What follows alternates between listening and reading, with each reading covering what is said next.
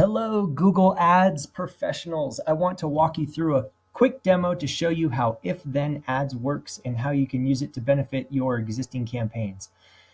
You can see here we're on our homepage, IfThenAds.com. You can go ahead and register for an account here, but since I already have one, I'll click on the login button.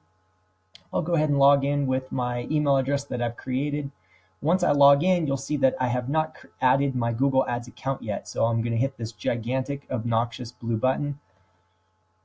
That is going to take me to an authorization where I can then select either a CID or an MCC that I want to link up to IfThenAds. Once I've done that, you can see that my accounts begin to be populated here on the bottom. You can see I've got some that do not have any usable campaigns, they're grayed out, and then everything here with a link is something with an active campaign. And this is obviously a demo account here. So the first thing I do after I've created my linkage to Google Ads through my MCC or my CID, I'll click on this gigantic blue button that says Create New If Then for Team. And so I'll set this up. I've got 5 options right now. We'll be adding more options as time goes on.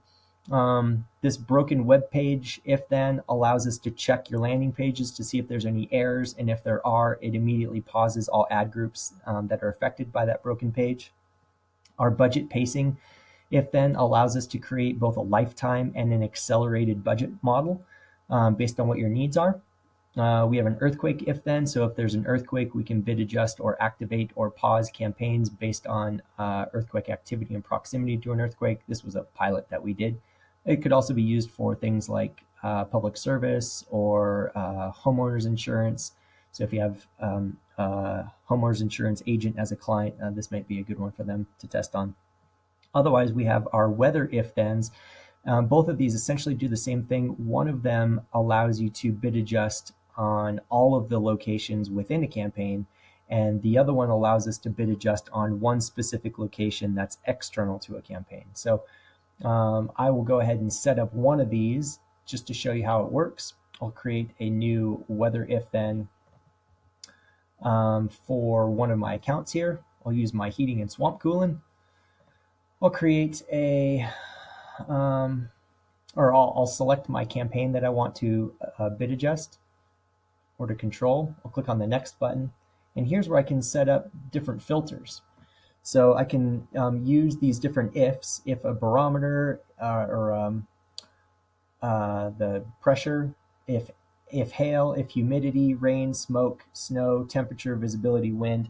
So I'm going to say, because it's a snowy day today, if it is snowing equal to moderate snow over the past, say, 48 hours, then what I want to do is modify the bid campaign, and I want to shut it off. I'm going to put it all the way down to negative 100%.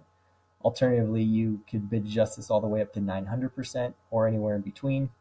I'm going to say if it's snowing, I want my campaign to shut off. The default campaign setting is if it is not snowing, what do you want to do? And I want to keep it as 0. So I want to keep my campaigns running as normal as long as it's not snowing. I don't want to bid adjust. I don't want to activate them. I don't want to pause them. I'm just going to keep it as is. And then I've got advanced settings down here. So it says when if thens at any of the locations trigger a filter, bid adjust all the locations in that campaign. I'm going to keep that off. I want to make sure that because I'm bidding on different zip codes, that if it's snowing in that zip code, I want my ad campaign to shut off. I don't want to shut off my entire campaign across all my geos. And then I would like to have an email notification sent to me anytime that a weather trigger occurs, just so I'm kept up to date on what my campaign is doing. So then I'll click on this gigantic green button down here where it says Save Changes. And now all of that has been saved. I can simply press the Turn On button now. That will begin the if then running for me. And then this will run once an hour, checking the weather locations, checking the weather conditions in the locations that I have set up for my campaign. And if I want to override that once an hour thing, I can click on this gigantic green button here that says Run Now. It's going to run now. It's going to take a look at the weather locations within those geos, and I can actually click on this to see, nope, there's no bit adjustments needed. Nothing was triggered. There is no snow. That's how we set up a weather trigger campaign. I'm going to walk you through one other if then, just to give you an example of how those work. I'm going to do a broken web page if then. So again, I'm going to check, or I'm going to select one of my Google Ads accounts. I'll do my Happy Hamster Parachutes. I'm going to select a campaign, click on the next button, and what this will allow me to do is say if the URL status code equals or does not equal any error code, if it's a 300 redirect code, a 400 client error, a 500 server error, or other fail codes, or if it's a 200 success code, I can tell the system what I want to do. So in this case, if there's any error code whatsoever, I want to pause my ad group immediately.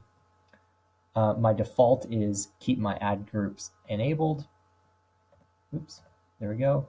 And all I have to do is click on turn on, and it's running. So I can go ahead and click on run now just to check it. Otherwise, this would run once an hour.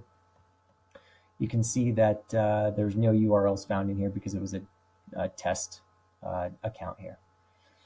That's it. Feel free to explore the rest of the if-thens that we have. Again, we'll be adding more as time goes on. And if you have any questions, please don't please don't hesitate to reach out to our support line. We're happy to help and share some best practices with you. Thank you. Take care.